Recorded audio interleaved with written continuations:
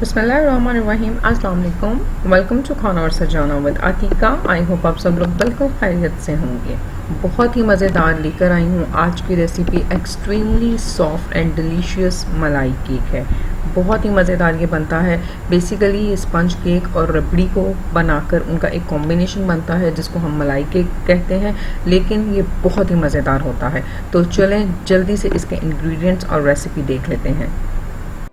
सबसे पहले हम रबड़ी बनानी स्टार्ट करते हैं ताकि रबड़ी तैयार होती रहेगी और उसके साथ ही साथ हम केक को तैयार कर लेंगे। यहाँ पर मैं 5 कप के करीब दूध ऐड करूँगी।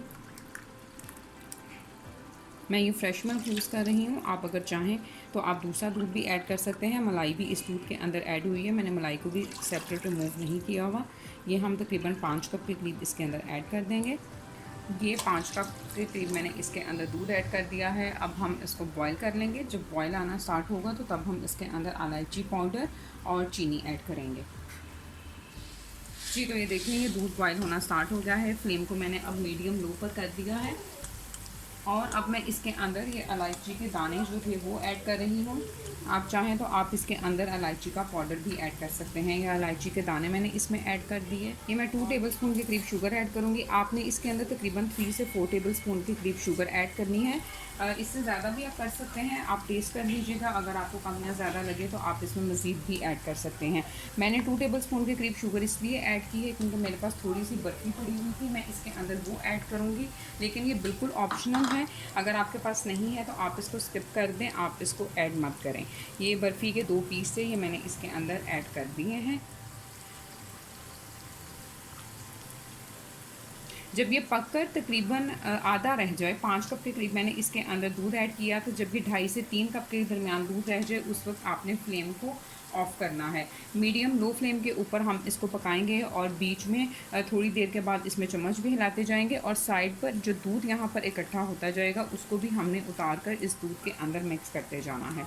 तो जब तक ये रबड़ी तैयार होती है हम साथ ही साथ केक जो है उसको भी तैयार कर लेते हैं।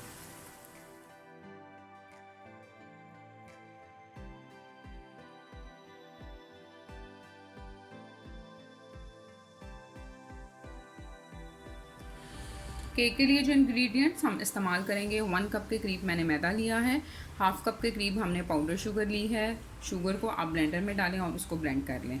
1/3 कप के करीब हम कुकिंग ऑयल यूज़ करेंगे और ये इसके अलावा हमने 1/3 कप के करीब ही दही लिया है। ये घर का फ्रेश दही है जो हम इस्तेमाल करेंगे। 1 टीस्पून के करीब इसके अंदर बेकिंग पाउडर जाएगा। हाफ़ टी स्पून के करीब हम इसके अंदर बेकिंग सोडा यानी कि खाने का मीठा सोडा जिसे हम कहते हैं या खाने का सोडा वो इस्तेमाल करेंगे। उसके अलावा हम ये हाफ़ कप के करीब इसके अंदर मिल्क ऐड करेंगे। सबसे पहले हम बाउल के अंदर ड्राई इंग्रेडिएंट्स को ऐड कर लेते हैं। ये 1 कप के करीब मैदा आ जाएगा, ये इसके अंदर शुगर चली जाएगी, ये बेकिंग पाउडर और ये बेकिंग सोडा। इनको पहले हम कर लेंगे अच्छी तरह से मिक्स। अब इसके अंदर मैं ये दही ऐड कर दूंगी और ये इसमें हम कुकिंग ऑयल ऐड कर देंगे। इनको हम दोबारा तमाम चीज़ों को अच्छे से मिक्स कर लेते हैं।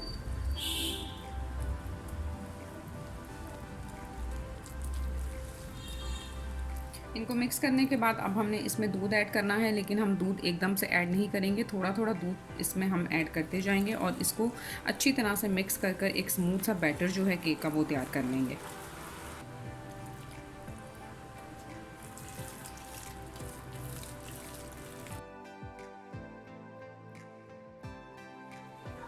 ये इस तरह से थोड़ा थोड़ा दूध ऐड करते हुए हम इसको अच्छी तरह से मिक्स कर लेंगे। जी, ये देखें ये तमाम इंग्रेडिएंट्स ऐड कर दिए थे मैंने। हाफ़ कप ही इसके अंदर दूध ऐड किया है, इससे ज़्यादा दूध ऐड नहीं किया। और ये देखेंगे इसकी बहुत ही स्मूथ सी कंसिस्टेंसी जो है वो हमारे पास आ गई है। तकरीबन 4 से 5 मिनट लगे थे हमें आहिस्ता आहिस्ता दूध ऐड कर कर इसको अच्छी तरह से मिक्स करते हुए। अब हमने एक बाउल ले लेना है। आपने जिस भी बाउल के अंदर केक को तैयार करना है आपने वो ले लेना है। मैंने ये हीट प्रूफ बाउल जो है मैं वो यूज़ कर रही हूँ। इसको हम अच्छी तरह से ऑयल से या फिर बटर से ग्रीस कर लेंगे और इस बैटर को हम इसके अंदर ऐड कर देंगे।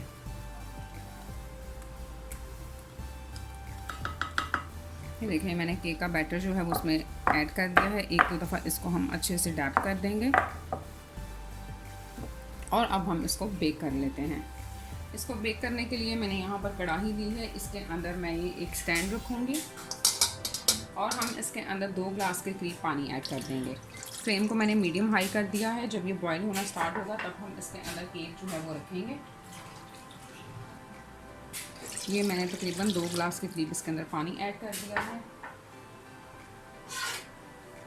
इसको मैं कवर कर दूंगी और कवर कर कर जब ये बॉईल होना स्टार्ट होगा तब हम इसके अंदर केक ऐड करेंगे।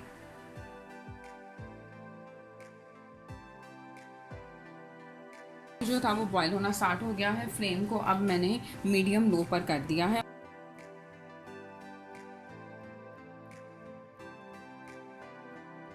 ये मैंने केक इसके अंदर रख दिया है और फ्लेम को मैं मीडियम लो कर दूंगी। मीडियम लो फ्लेम के ऊपर ही हम इसको 35 से 40 मिनट तक बेक करेंगे।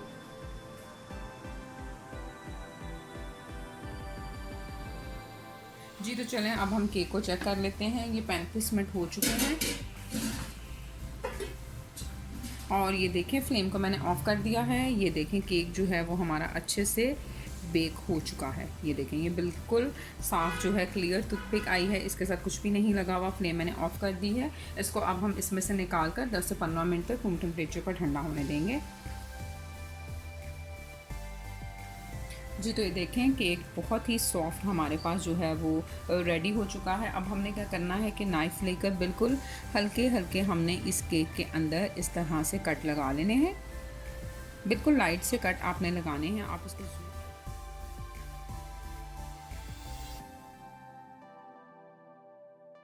ये देखें इस तरह से हमने ये केक के अंदर जो है वो कट लगा लिए हैं और जो रबड़ी हमने तैयार की थी अब हम इसके ऊपर ऐड कर दें। जी तो ये देखें जो रबड़ी हमने तैयार की थी वो तकरीबन 2.5 कप के करीब रह गई थी, तो तब मैंने फ्लेम को ऑफ़ किया था। जितनी लो फ्लेम के ऊपर आप रबड़ी को तैयार करेंगे उतनी ही ज़्यादा अच्छी रबड़ी जो है वो आपके पास तैयार हो जाएगी। रबड़ी जो हमने तैयार की थी इसको मैंने जग में डाल दिया है। इस रबड़ी को हम इसके ऊपर अच्छी तरह से डाल देंगे। केक के अंदर हम कट इसलिए लगाते हैं कि ताकि ये रबड़ी जो है वो केक के अंदर अच्छी तरह से चला जाए, एंड तक उसका फ्लेवर जो है वो अच्छे से इसके अंदर आ जाए। ये देखें ये रबड़ी जो है वो मैंने इसके ऊपर ऐड कर दी है। कुछ कटे हुए ड्राई फ्रूट्स के साथ हम इसको गार्निश करेंगे।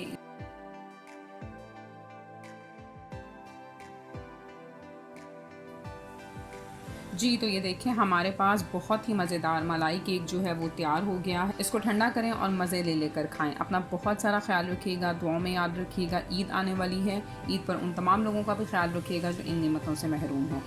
अल्लाह आपको अपने हिफ्ज़ व अमान में रखे। फिर मिलूँगी इंशाल्लाह एक नई और मज़ेदार सी रेसिपी के साथ। Thank you very much and अल्लाह हाफ़िज़।